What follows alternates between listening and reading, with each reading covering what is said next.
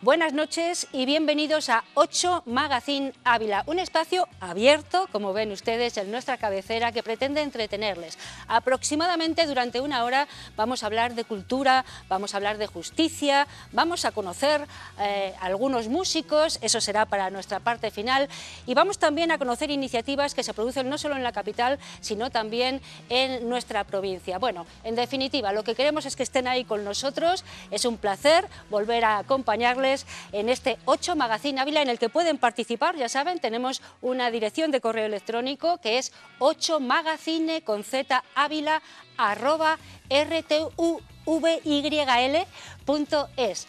Lo van a ver a lo largo del programa porque ahí nos pueden hacer sus sugerencias, sus consultas y también sus quejas. Bueno, vamos a empezar hablando de cultura.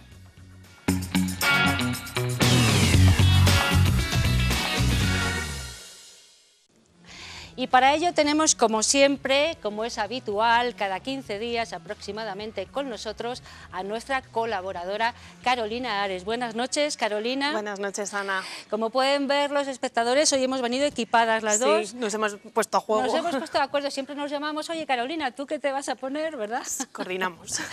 Bueno, mira, yo no sé si recordarán los espectadores, pero si no, se lo vamos a decir. Hace unos días estuvimos hablando de una exposición muy interesante de Sorolla, que está en nuestra capital, y nos quedamos con el regustillo de conocer si Ávila está plasmada en los lienzos de algunos museos o de artistas importantes, pues por ejemplo en Madrid, que lo tenemos muy cerquita. Podríamos hablar de Ávila en los museos, ¿no? Sí, mira, la otra vez dijimos que estaba en Nueva York, vámonos más cerca. Pues hilando con la semana pasada, Sorolla tiene varios cuadros, ya lo comentamos, están, la mayoría, no, todos pertenecen al Museo Sorolla, y el Museo Sorolla es un museo muy pequeño que tiene mucho fondo, entonces rota constantemente, y sí que es habitual que esté tanto para exposiciones o si no en la escalera que los van rotando, pues los de Burgos, Ávila, esa temática de Castilla suele estar. Tiene varios, lo dijimos, pues tiene murallas, tiene la Fuente del Pradillo, tiene tipos de Ávila, pero vamos a seguir un poco porque de Sorolla ya hablamos mucho. Y nos vamos a ir a otro museo de Madrid, al Reina Sofía. O sea, que nos quedamos más cerca, no hay que ir a Nueva York, No. ni hay que coger autobuses, como en la otra ocasión, ¿no? Nada, nos vamos a no, Madrid no. y allí hacemos un recorrido. Claro, entonces en el Museo Sorolla pueden ver cuadros, pero en el Reina Sofía tenemos varios. De hecho, con el Museo Sorolla sería donde estaría más representada, con la diferencia de que en el Reina Sofía están habitualmente. El cuadro más grande, además de tamaño, que representa nuestra ciudad está allí, es de Ignacio Zuloaga, que es un pintor, es el contrapunto a Sorolla en realidad, porque donde Sorolla muestra la vitalidad y la alegría del campo y de España, Zuloaga, que es un poquito posterior, pinta una imagen más triste. De hecho, el cuadro del que estoy hablando se titula El Cristo de la Sangre, y es un cuadro oscuro y muy tenebroso en el cual en un primer plano hay un Cristo crucificado, rodeado de gente con trajes regionales abulense, toda muy triste. Bueno, de hecho me estoy acordando ahora de una anécdota que me pasó este verano con Castilla y con Zuloaga, y al fondo ya se ve toda la muralla. Entonces, entra dentro de esta dinámica, es verdad que Zuloaga es posterior, que le pilla la guerra civil y demás, entonces pinta una Ávila en concreto y una Castilla en general mucho más tenebrosa. La anécdota es que a mí este verano, viendo una exposición en el Museo de Bellas Artes de Bilbao, cuando llegamos a la fase de Castilla, de repente dije la que estaba al lado: mira papi, es lo que yo te digo, los castellanos que son unos tristes, claro, como son todos pobres. Yo estaba al lado, pero es verdad, bueno. Pero es verdad que es lo que retrata Zuloaga, que si tú lo ves en Sorolla no es igual. Hombre, la austeridad de Castilla ahí está. Sí, pero evidentemente. Bueno, no todos somos tristes, ¿eh? También estaban los colores, pues por ejemplo en esta exposición que te digo había un cuadro de Ávila, el cual tenía una persona baja, un enano, no te diría tipo Velázquez, porque Velázquez tiene otro tipo de trato hacia ellos, pero sí, pues son cuadros muy oscuros y muy siniestros. Y luego tenemos también en el Reina tenemos un cuadro de un artista surrealista, de André Masson. Es un artista francés que empieza siendo surrealista. El cuadro el cuadro es muy divertido en sí. si lo piensas bien no, pero se titula Fantasma de burro delante de Ávila. Entonces es un cuadro en blanco y negro, es un dibujo en el cual se ve la misma perspectiva que Zuloaga, la muralla desde los 4 postes, que la podríamos llamar la visión de los pintores, porque es donde se van todos a pintar, y entonces tiene un esqueleto de burro con una capa delante.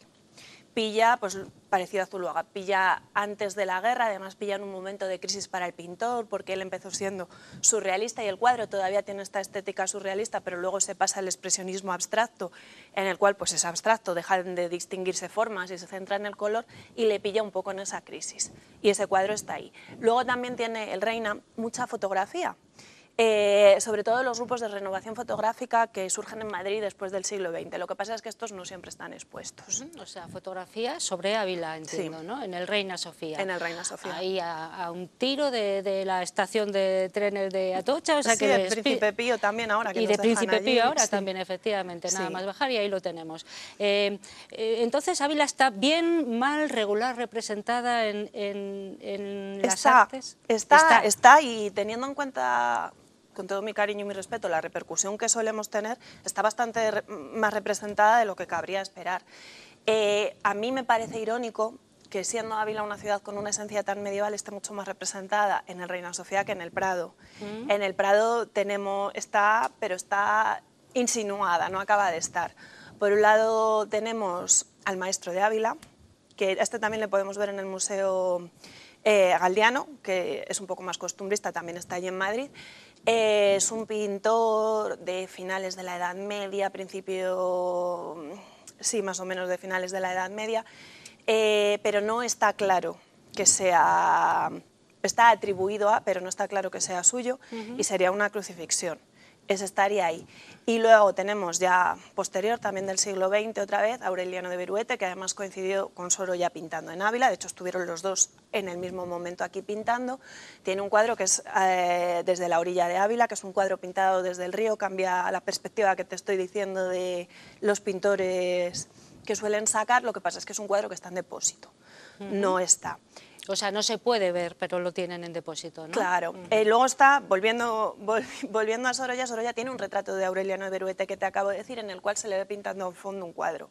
Si tú te fijas en el cuadro, puedes pensar perfectamente que es la muralla. A mí me pasó la primera vez que he ido con los niños del colegio y todos han pensado que era la muralla, pero es Toledo. Entonces, ¿Es Toledo? Es Toledo, entonces te puede llevar al engaño. Puedes pensar que está, pero en realidad no. ¿Y qué es lo que no está que debería estar? O, en fin. Pues no está...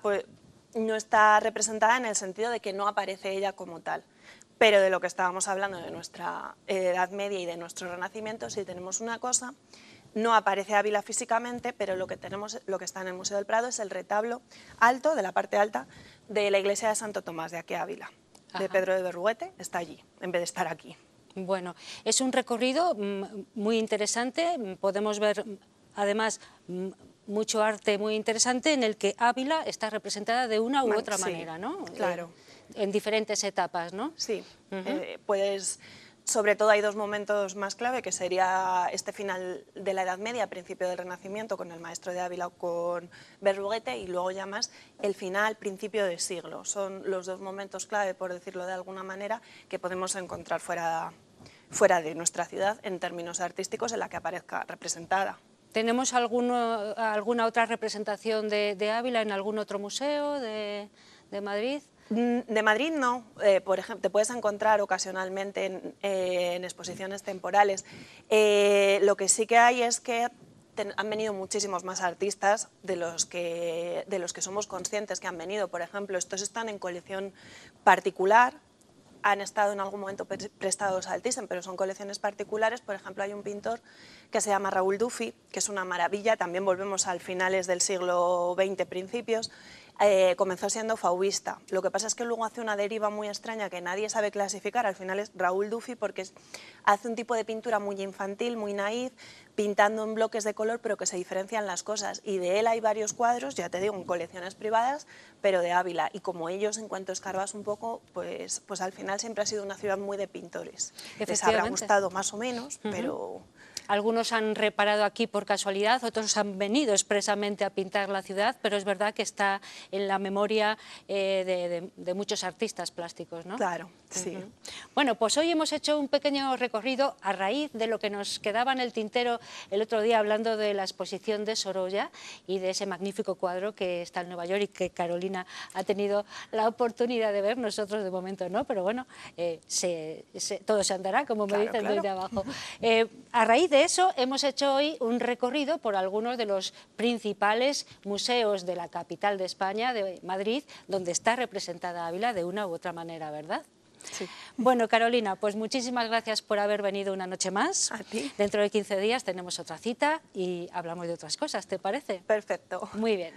A ustedes les pedimos que se queden ahí porque vamos a irnos ahora hasta Santa María del Cubillo, una población, un municipio muy cercano a la capital abulense, donde recientemente se ha creado una asociación de vecinos que se llama Miguel de Unamuno, que tiene muchos proyectos. Hemos ido hasta allí para conocer. Son 300 vecinos en el municipio, pero tienen un periódico propio. Tal vez sea el pueblo más pequeño de España con una publicación de este tipo. La idea es que cada 3 meses en todas las casas de Santa María del Cubillo esté el pregón. Es uno de los propósitos de la joven asociación de vecinos Miguel de Unamuno. Como asociación de vecinos en realidad tiene, digamos, que un ámbito bastante amplio de objetivos y de finalidades, ¿no? Desde incluso la defensa de los derechos de los ciudadanos como ciudadanos, consumidores y usuarios de servicios, hasta la promoción de la cultura, el deporte, también mirar por los problemas que tienen las pequeñas comunidades en el entorno de lo que se viene a llamar la España vacía, y numerosas en general también velar por la buena convivencia de los vecinos y que los pueblos, pues digamos, tengan una vida más, digamos que una vida mayor vida, ¿no? En el entorno de todo lo que sabemos todos que está ocurriendo, ¿no? Pretenden hacer frente al abandono del medio rural. Nosotros preferimos, siguiendo un poquito las palabras de un conocido nuestro que ha sido entrevistado en nuestra revista, hablar mejor de en lugar de la España vaciada, por respeto a los que viven en ella, porque vivimos aquí y por lo tanto no está vaciada, ¿no? Preferimos hablar de la España abandonada. Abandonada en el sentido de que sufrimos, además de la despoblación, también la dejación por parte de las autoridades en lo que se refiere a la distribución y calidad de los servicios que aquí se prestan. Tengamos en cuenta que nosotros aquí pagamos el mismo tipo de RPF que pagan los ciudadanos en las ciudades y, sin embargo, la diferencia de servicios y de prestaciones y su calidad es tremendamente enorme, ¿no? Por lo tanto, sufrimos todo este tipo de problemas que es común a la España rural.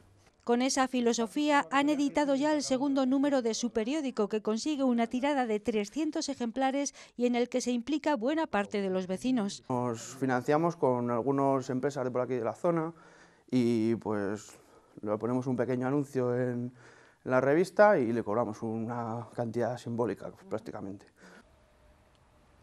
También gracias a la colaboración vecinal es posible la tirada de esta revista, puesto que se edita en una impresora de unos vecinos de aquí.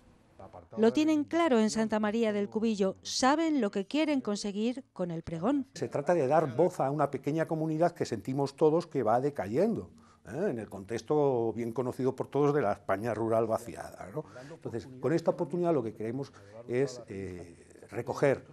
tener un espacio donde recoger las inquietudes de todos los vecinos, desde el punto de vista de expresar sus manifestaciones artísticas, literarias, hasta incluso poder hablar de noticias de la comunidad que a veces son un poco tabú, ¿no? Y poder crear un foro de comunicación y de debate entre todos los vecinos. Creemos que participando y haciéndolo de una forma positiva es como podemos aportar nuestro granito a mejorar nuestra comunidad. Tenemos primero una difusión digital, es decir, se hace en PDF y se envía por teléfono móvil a los grupos de WhatsApp para que la gente pueda consultarla. Tú pellizcas, se hace zoom sobre las columnas de la revista y las puedes consultar, digamos, en formato digital. Pero a su vez, como somos conscientes que los más mayores especialmente no están muy duchos o no se manejan muy bien en las nuevas tecnologías o no cuentan con dispositivos necesarios para consultarlo digitalmente, a su vez también la editamos en formato de papel, en formato clásico, y tenemos una tirada de 300 ejemplares que repartimos en todas las viviendas del municipio. Larga vida a iniciativas como esta de la Asociación de Vecinos Miguel de Unamuno de Santa María del Cubillo, que contribuyen a dar voz a nuestros pueblos. Pues larga vida les deseamos, desde luego, y que tengan muchos pregones más, muchas ediciones más de este periódico que cada 3 meses aproximadamente conocen todos los vecinos y todos los que queramos acercarnos hasta esas páginas. Vamos a hacer una pequeña pausa y enseguida estamos de nuevo con ustedes.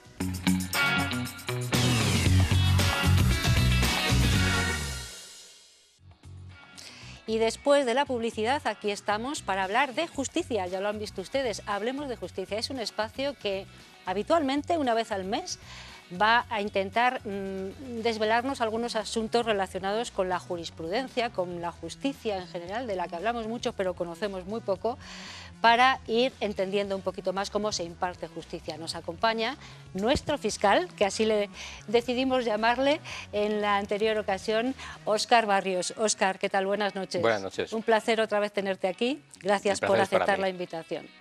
Bueno, Óscar, siempre que hablamos de justicia, pues claro, nos situamos en una sala de juicios y siempre pensamos en juicios penales, casi siempre. Alguien ha matado a alguien, sí, no sé qué, bueno, pero también hay juicios civiles de los que hay un procedimiento muy importante que se lleva a cabo con mucha meticulosidad, que me gustaría que también pudiéramos charlar de ello aquí. ¿Qué te parece? Muy bien, porque además yo creo que lo que tú dices, siempre nos centramos en la parte penal de lo que son la intervención de los juzgados, pero hay otra parte quizás igual de importante, que es la parte civil. Casi más cotidiana, ¿no?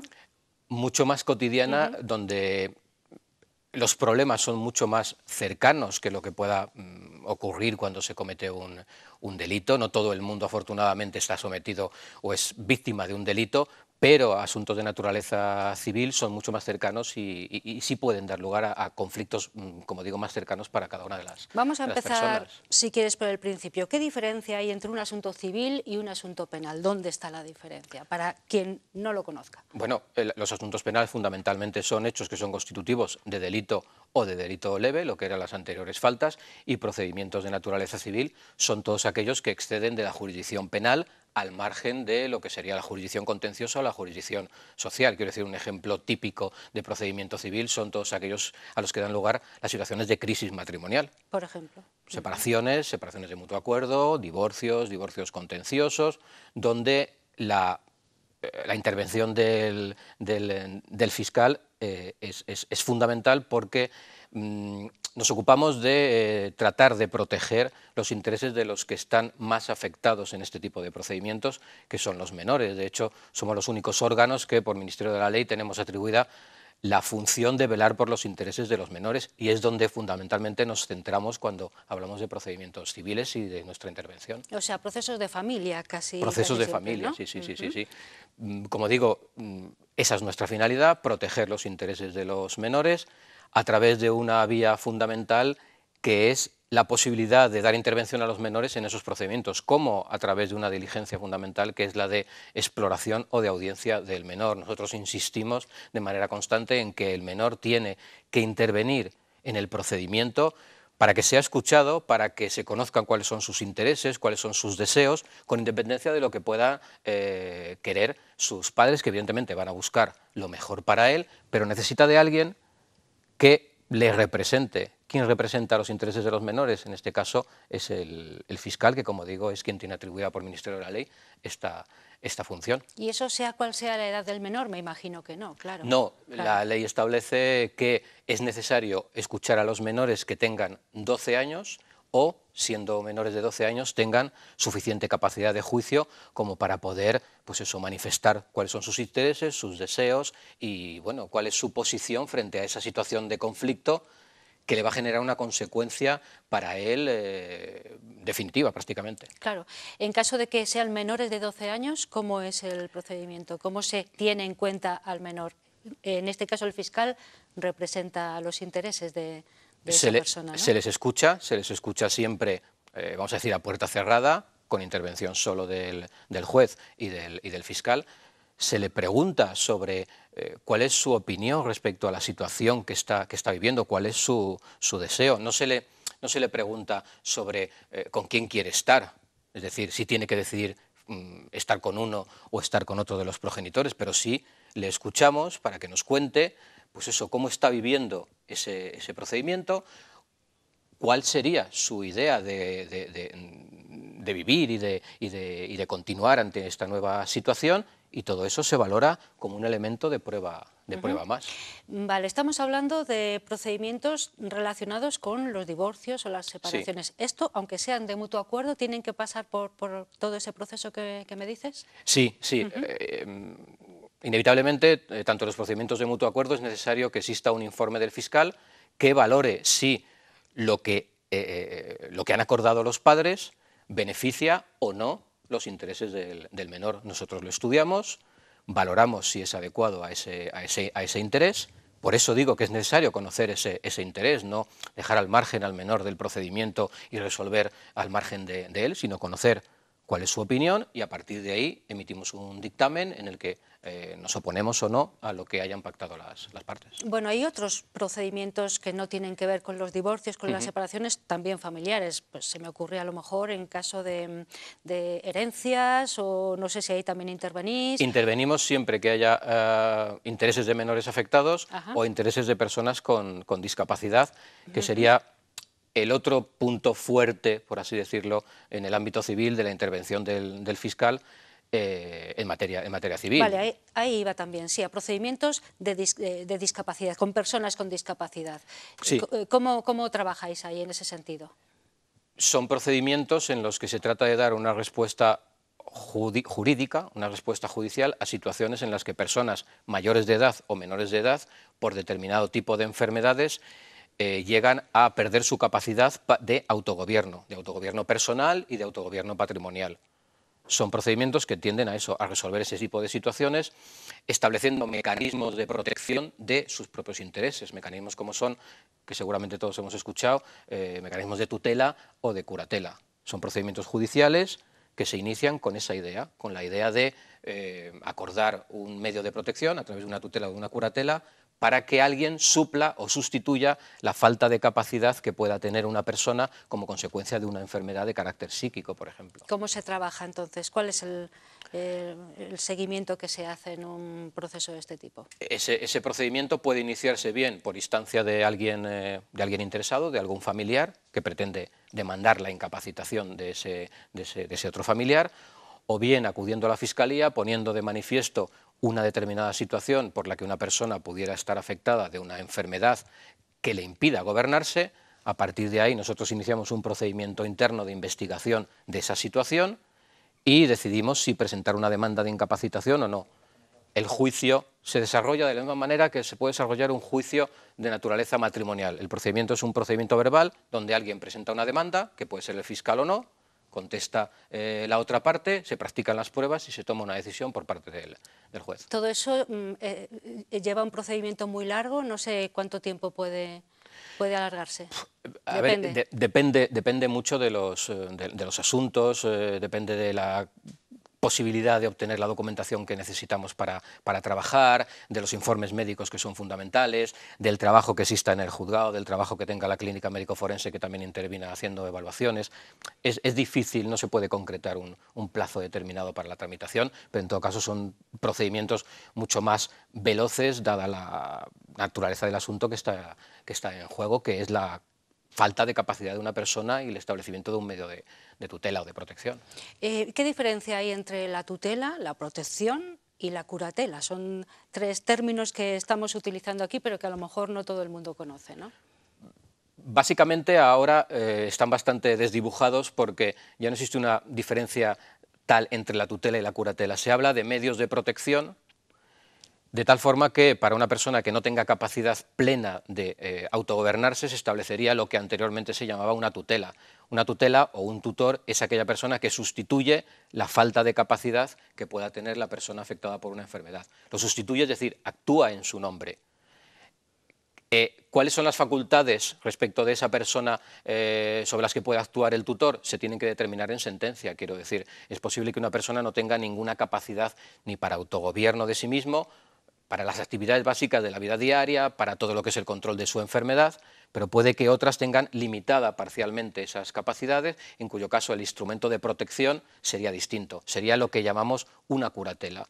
El curador no sustituye, sino que suple, aporta esa falta o ese pequeño pedazo de falta de capacidad que pueda tener esa persona para ayudarle y para la toma de decisiones más importantes. ¿Siempre tiene que ser un familiar el que solicite esta medida o puede actuar en este caso el fiscal, la Fiscalía de Oficio? Digamos? No, de hecho, cualquier persona está obligada a poner en conocimiento, en este caso de la Fiscalía, de la existencia de una persona que existe, en la que se pueda dudar sobre su falta de capacidad. La intervención del fiscal siempre va a ser a petición o previa comunicación de ese hecho. Alguien nos comunica esa situación y nosotros de oficio iniciamos el procedimiento. Sí, sí. Estamos hablando de procedimientos civiles, pero yo no sé si algún procedimiento civil, por la deriva del procedimiento, puede llegar a convertirse en penal. ¿Eso es posible o no? No es que se convierta en un procedimiento penal, pero bueno, podemos... Un caso hipotético, podemos estar estudiando una posible situación de incapacidad y observamos, por ejemplo, que determinadas personas, no hablo de familiares, determinadas personas han podido realizar operaciones económicas sobre el patrimonio de ese familiar que tiene una enfermedad que le impide gobernarse, que nosotros consideramos que pudiera ser pues constitutivo de un delito de apropiación indebida, por ejemplo. En ese caso sí, se pediría deducción de testimonio y se incoaría un procedimiento penal para la investigación de esos hechos. Supongo que esta parte de la justicia que nos estás explicando y que practicáis es algo muy habitual. Y tendréis... Sí, es tan habitual como puede ser el despacho de asuntos de naturaleza penal, quiero decir, cada día hay juicios de delitos leves, juicios penales, como hay vistas de incapacitación, vistas de tutela para el cambio del tutor cuando es necesario, o vistas de asuntos matrimoniales, sí, es el trabajo diario. Es el trabajo diario.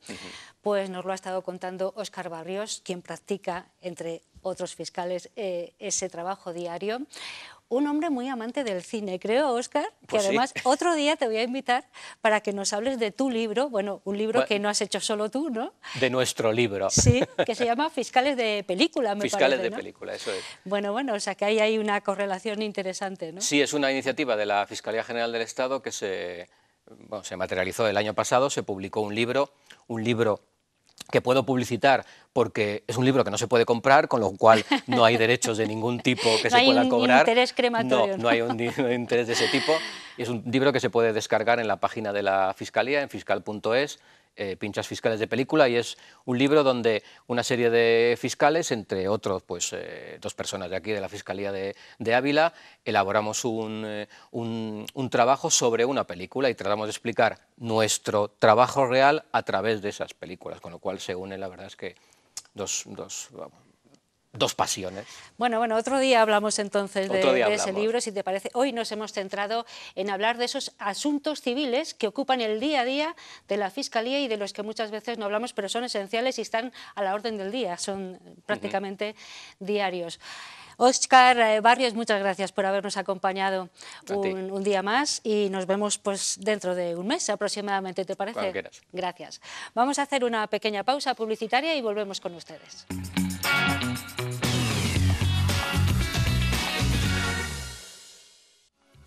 Y a la vuelta de esos consejos publicitarios estamos seguros. Este es un espacio que quincenalmente nos acompaña en 8 Magazine Ávila. Voy a aprovechar para recordarles nuestra dirección de correo electrónico 8magazine@rtvcyl.es. Ahí pueden dirigir sus consultas, sus sugerencias, sus quejas, lo que ustedes deseen. Les decía que a la vuelta de la publicidad estamos seguros, porque ese es el espacio en el que nos vamos a ocupar ahora. Para ello contamos, como siempre, con José Antonio Coedo, que es el portavoz de Policía Nacional en Ávila. José Antonio, buenas noches. Buenas noches, Ana. Un placer de nuevo tenerte aquí con nosotros. Un placer para mí. Para hablar de un asunto pues muy actual, como viene siendo casi siempre habitual habitual en este tiempo que dedicamos a la seguridad. Siempre hablamos de cosas muy actuales, en algunas ocasiones de delitos que se han esclarecido pues, en esta semana. Hoy vamos a hablar de una reunión que ha mantenido Policía Nacional en la sede, en la comisaría de la Policía Nacional, sus principales responsables, con también los principales responsables de una oficina que a lo mejor no es muy conocida, es la Oficina de Atención a Víctimas, ¿verdad? Así es, sí. Que a lo mejor hay muchas personas ahora en sus casas o donde nos estén viendo que no saben que existe esta oficina, ¿no? Así es. Se trata de un servicio que depende del Ministerio de Justicia, que además aquí en Ávila está ubicado en el edificio de nuestros juzgados, allí en la calle Vallespín, y que, bueno, pues en parte es buena señal que la gente no les conozca porque su misión principal es la atención a víctimas.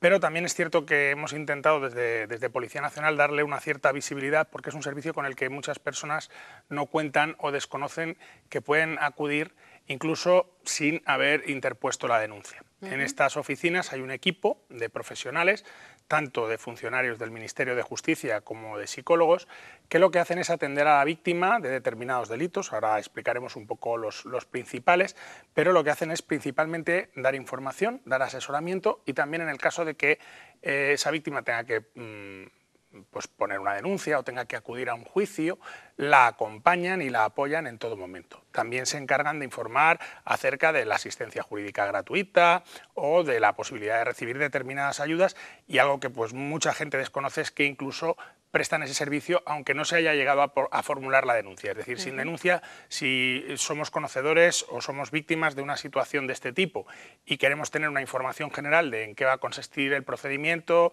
de qué derechos vamos a poder tener, de qué tipo de ayudas o de asistencia vamos a recibir, es el lugar indicado. También me parece que pueden recibir allí las víctimas apoyo psicológico, porque hay una psicóloga y una gestora, me parece, son dos mujeres las que atienden esa oficina, ¿no? Sí, aquí concretamente en Ávila cuenta con 2 personas que prestan servicio con carácter permanente, que son, por un lado, una gestora del Ministerio de Justicia y por otro lado una psicóloga. Ahí lo que hacen es un poco intentar cubrir todo el espectro de dudas que se pueden plantear ante una víctima de un delito, pues como puede ser, por ejemplo, de violencia de género. El cauce habitual es que esa víctima, en primer lugar, acuda a la policía, donde nosotros le vamos a recibir la denuncia y donde nosotros vamos a iniciar trámites con ella de carácter asistencial, es decir, se va a hacer una valoración del riesgo que tiene su situación personal, se le va a informar de cuáles son los recursos asistenciales con los que contamos, pero la asistencia individualizada a la víctima normalmente se presta allí y se va a recibir cuando nosotros llevamos a esa víctima a sede judicial para que declare delante del juez, es decir, cuando ha terminado el trabajo policial.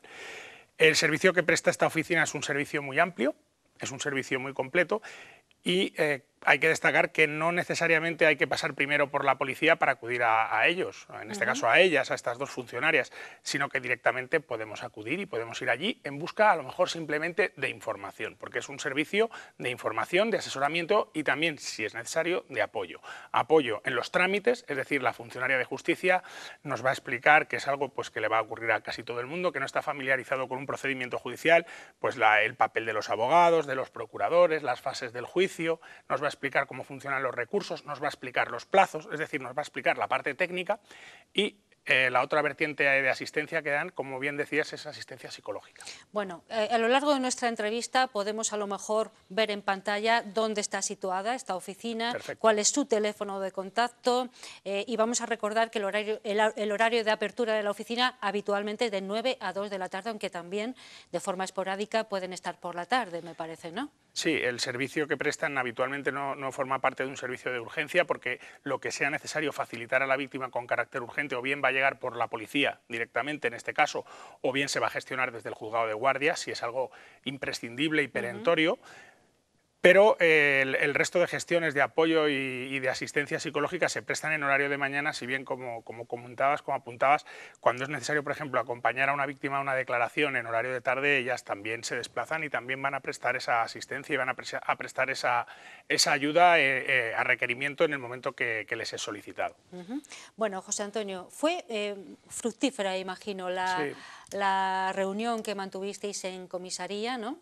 Cuéntanos quiénes os reunisteis allí allí, cuáles son los asuntos que tratasteis. Me imagino que serían bastantes. Estuvimos allí también, tuvimos la oportunidad de ver cómo comenzabais esa reunión y una amena conversación que luego dará sus frutos de coordinación, básicamente, ¿no? Sí, porque cuando estamos viendo alguna imagen de ella. Efectivamente, cuando se habla de coordinación, pues nos suena todo a grandes ciudades, a grandes dispositivos y a mucha gente implicada.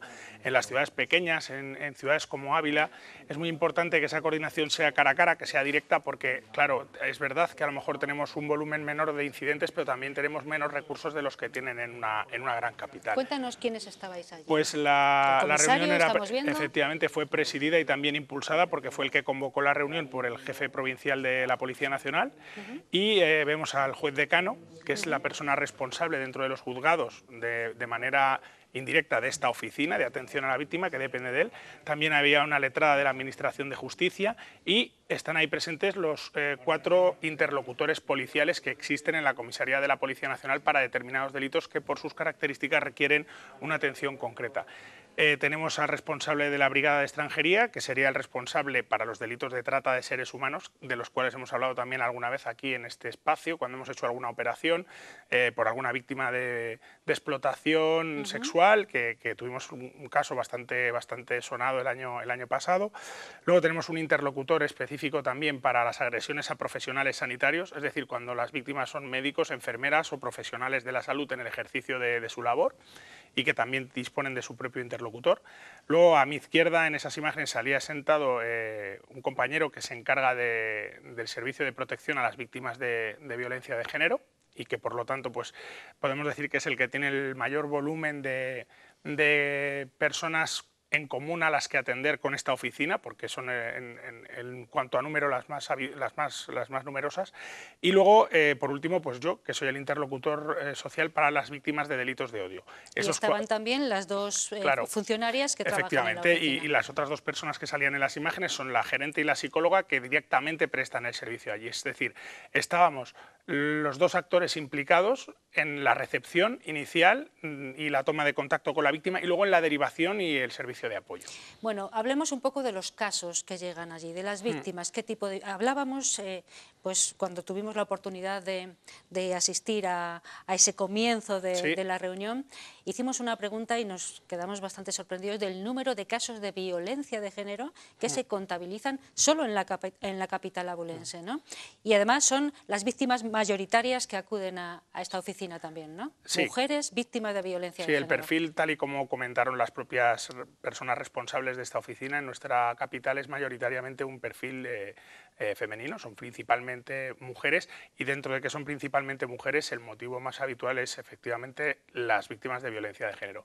Hay que tener en cuenta que esta oficina presta un servicio a nivel provincial, con lo cual entre todas esas víctimas a las que ellas prestan atención, prestan asesoramiento, también estarían incluidas las que vienen de otras ciudades, de otros municipios de la provincia. Es decir, todas van a recibir, las que precisen servicio de asistencia a la víctima de carácter judicial y psicológico en sede judicial, todas van a pasar por esta oficina. Bueno, háblanos un poco de la reunión en la medida que puedas hacerlo. Sí, ¿no? Claro. Lo que se pueda contar. Claro, ¿no? exactamente.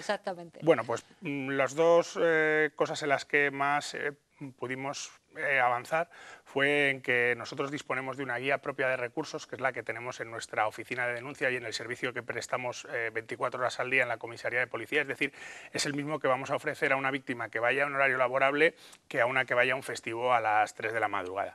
En esa guía de recursos asistenciales pues tenemos los pisos de acogida, tenemos los centros de estancia temporal que están en convenio con el Ayuntamiento de Ávila, y tenemos los servicios sociales que dependen de la Junta de Castilla y León. Bueno, pues de alguna manera lo que vamos a hacer es comparar la lista de recursos que tenemos nosotros, tanto para el servicio de víctimas de violencia de género como el servicio que se presta a víctimas de trata de seres humanos, que el Ministerio de Justicia nos facilite el suyo, y a ver si entre todos sacamos una macroguía en la que recojamos específicamente todos los servicios con los que contamos y especialmente cuál es el más adecuado dependiendo del perfil y del momento en el que necesite atención la víctima. Como aquí no tenemos una gran cantidad de casos, vamos a poder afinar y dar el mejor recurso, o darlo más personalizado, si quieres, es la palabra a lo mejor más adecuada, darlo más personalizado atendiendo a las circunstancias de cada víctima. Es decir, vamos a poder dar un trato un poquito más personalizado. Ese fue un gran avance que alcanzamos.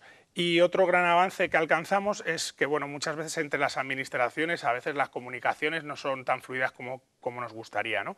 Y a la hora de formular una denuncia, si bien es cierto que la mayoría, el 95% de los casos se formulan directamente en la comisaría de policía, existen determinadas denuncias que se presentan directamente en el juzgado de guardia. Y habíamos observado que en determinadas cuestiones, como por ejemplo podía ser las agresiones a los sanitarios, no cuadraba el número de casos que nosotros conocíamos por nuestro trabajo de investigación y la recogida de denuncias que hacemos con el número luego que al cabo del año salía del juzgado. Y detectamos que había sido pues por esa razón, porque nosotros no habíamos tenido conocimiento y a la inversa podría llegar a ocurrir algo parecido.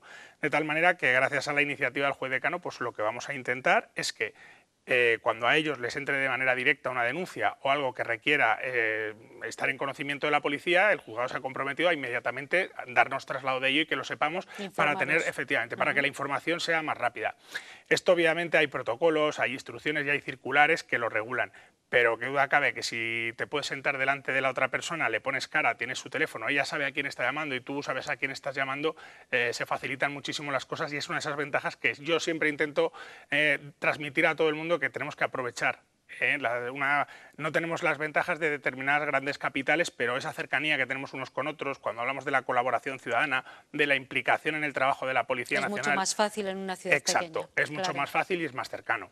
Bueno, vamos a recordar que estamos hablando de esa reunión de coordinación que se ha celebrado hace muy poquito en la Comisaría de Policía de Ávila. Estaban implicados en esa reunión los principales responsables de la Comisaría de Policía, de asuntos relacionados con las víctimas, los que están en contacto con las víctimas y también los responsables de esta oficina de atención a víctimas, que vamos a recordar, está en los juzgados de Ávila, en un lugar muy discreto, nos decían, para que bueno, las víctimas se sientan un poquito más preservadas en su intimidad. No tienen por qué haber puesto una denuncia previa ni tener ningún proceso judicial abierto para asistir, ¿verdad? Y está abierta de 9 a 2 de la tarde, ¿no? Sí, además dispone de un correo electrónico también, al cual lo tenemos por ahí también, se ha puesto Creo antes que hemos podido verlo, sobreimpresionado, que es víctimas.ávila, en el cual, pues bueno, se puede también mandar una consulta, porque muchas veces lo que tiene la víctima realmente antes de decidirse a dar un paso en una u otra dirección, porque claro, los que de alguna manera trabajamos con la justicia estamos mucho más familiarizados y no supone ninguna duda, pero cuando alguien viene a la comisaría a veces para poner una denuncia, le tenemos que decir, pues mire, no, esto es un trámite, es una denuncia, pero es del ámbito civil, no es penal, no corresponde a la policía, o esto es un tema del ámbito social. Y esa orientación hacia dónde se tiene que dirigir la persona es muy importante en los primeros momentos, igual que los plazos, igual que los costes, igual que las figuras que van a intervenir en el proceso penal. Que alguien se siente contigo y te explique luego, todo lo que va a venir es realmente muy importante. Además de que tú ya llevas el susto encima, claro, te encuentras con un mundo que no conoces. Exacto. Y se te puede caer todo encima, efectivamente. Sí, es lo que los profesionales de la seguridad y de la justicia hablamos o denominamos la revictimización. Eso que ocurría antiguamente, ¿no? Que llegabas y tenías que contar lo que te había pasado un montón de veces a personas diferentes. Evitar la revictimización, evitar que la víctima tenga que pasar muchas veces por lo mismo y que desde el principio tenga las cosas lo más claras posible para evitar o paliar ya esa situación de sufrimiento que arrastra, ese es nuestro objetivo.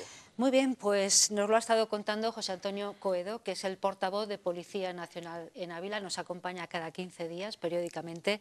Gracias, José Antonio, buenas noches. Gracias, Ana. Un placer tenerte aquí. Como siempre. Vamos a hacer una pequeña pausa, una más, la última, y enfilamos ya nuestro camino hasta final de este 8 Magazine Ávila, que como siempre será una actuación en directo.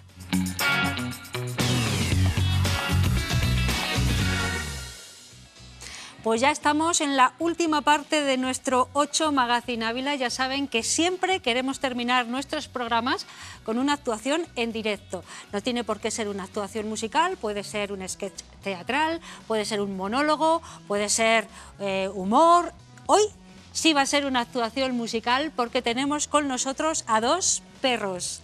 Son César Martín y Armando Cenalmor. ¿Qué tal, César? Muy bien, ¿tú? Armando. Dos perros, ¿por qué ese nombre, César? Eso lo puso Eso Armando. lo sabe Armando. Armando es el de los nombres. ¿Por qué ese nombre? Bueno, nos parecía que hablaba bastante de lo que somos. Dejaba bien claro que éramos dos y bueno, pues los perros siempre Son buenos chicos los perros. Sí, son amigos del hombre. Sí, señor. Y muy nobles, ¿eh? Claro. Claro. O sea, que ahí va todo... Es una filosofía de vida, ¿no? Sí, la verdad es que sí. Vale. Nos gusta ladrar. César, y cantar, porque Bueno, aquí vais a cantarnos alguna ya cosa, ¿no? veremos. Bueno, estábamos hablando antes, preparando un poco todo esto, de que ya lleváis 10 años, o casi 11, Sí, haciendo lo que vais a hacer hoy aquí en directo, ¿no? sí. Pues Cuéntame. empezamos pues de casualidad, porque éramos 4, éramos un grupo que éramos Benito Soto, hacíamos nuestras canciones y teníamos que tocar en un bar y no podíamos llevar la batería. Entonces fuimos el bajista y nosotros dos. Pero también molestaba a los vecinos. Entonces la siguiente vez fuimos los dos solos. Y así empezamos. Por descarte. Luego ya nos vio la gente y bueno, pues no hemos hecho, la verdad es que nunca hemos hecho publicidad. Y siempre del boca a boca, que nos ha visto la gente y bueno, pues Y no paráis. nos llaman, sí. Sí, sí. Me lo estabais contando, que no paráis de actuar pues para diferentes eventos, os llaman, también en barecitos y tal, imagino, ¿no? Cuéntame un poco qué es lo que hacéis, porque a lo mejor hay gente que todavía no sabe qué tipo de música hacéis o no os conoce. ¿Qué es lo que hacéis, Armando? Pues un poco de todo, sobre todo nuestra base es el pop y el rock, tanto en español como en inglés, pero a eso se le añade pues para contentar también a todo el mundo sin dejar de hacer canciones que nos gustan, que eso también lo valoramos, pero haciendo canciones que nos gustan, pues también hacemos un poquito de flamenqueo, pues un poquito de pachanguita, un poquito de otras cosas que no son propiamente pop y rock. Entonces, bueno, pues abarcamos bastantes géneros, ¿no? géneros y tal, y ahí estamos. Ya vamos, pues, yo no sé si ahora mismo eran en nuestro repertorio alrededor de 320 canciones. Madre así. mía. Bueno, hemos de decir que son versiones, ¿no?, de canciones de los años 80, 70, 80, ¿no?, aproximadamente. Bueno, de todas ¿O las décadas habéis tenemos, introducido ya cosas nuevas? Porque alguna vez hemos hecho Bésame mucho. O sea, Bueno, fíjate, pues eso o es mucho... Cielito Lindo, que Sí. es del siglo XIX. Sí. Vale, De todo, o sea que tenéis un y- registro amplio entonces, Sí, ¿no? muy amplio. Vale, con voz, con guitarra, con algo de percusión y Sí, poco más, ¿no? Armónica. A veces- Armónica, efectivamente. Sí, a veces 2 guitarras, pero vamos, la mayoría son con una guitarra. Bueno, ¿y hoy qué nos habéis preparado para acabar el magazine? Pues yo creo que una canción que muchas veces cuando la presentamos yo digo que es la canción que me hubiese gustado componer a mí, que se llama Ojos de Gata, Vaya. de la versión, bueno, de Los Secretos, y luego haremos American Pie, pues una historia americana contada por Don McLean. Muy bien. Vale, una en español, otra en inglés, así tenemos un poquito de todo. Claro. Pues muchas gracias, es un placer de verdad teneros aquí. Gracias Gracias a ti, por a haber vosotros. aceptado nuestra invitación. Este plato es todo vuestro. A ustedes les digo que dentro de una semana seguramente tendremos carnavales porque estamos a puntito de comenzarlos, pero nos volvemos a encontrar aquí en 8 Magazine Ávila. Les dejo con 2 perros.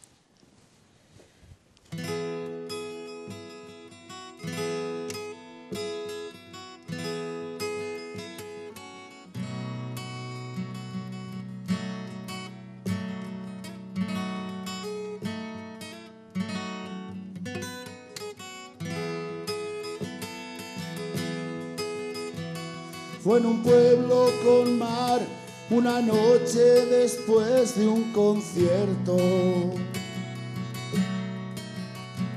Tú reinabas detrás de la barra del único bar que vimos abierto. Cántame una canción, al oído te sirvo y no pagas. Solo canto si tú me demuestras que es verde la luz de tus ojos de gata. Loco porque me diera la llave de su dormitorio.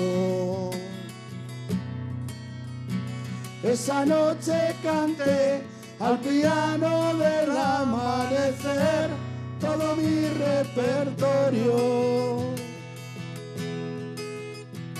Con él quiero beber, el alcohol me acunó entre sus mantas. y soñé con sus ojos de gata, pero no recordé que de mí algo esperaba.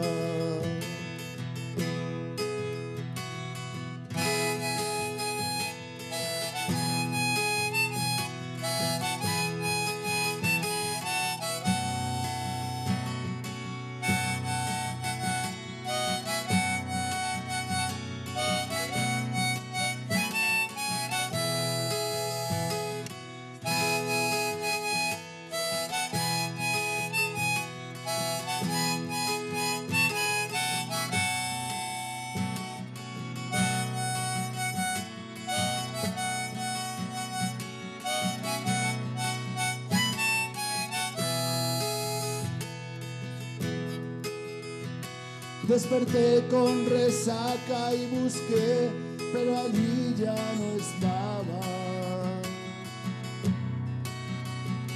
Me dijeron que se mosqueó porque me emborraché y la usé como almohada. Comentó por ahí que yo era un chaval ordinario. Pero ¿cómo explicar que me vuelvo vulgar al bajarme de cada escenario? Pero ¿cómo explicar que me vuelvo vulgar al bajarme de cada escenario?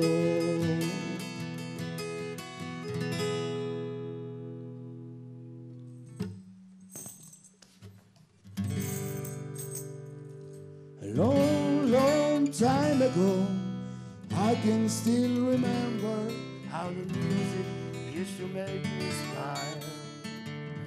But I knew if I had my chance that I could make those people dancing, maybe they'd be happy for a while. But February made me shiver with every paper I deliver.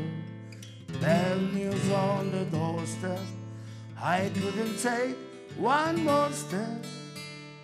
I can't remember if I cried when I read about this without pride.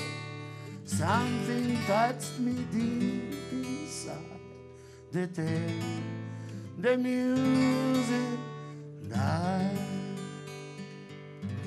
So bye bye, Miss American Pie. Come and shave it till the levee, but the levee was right.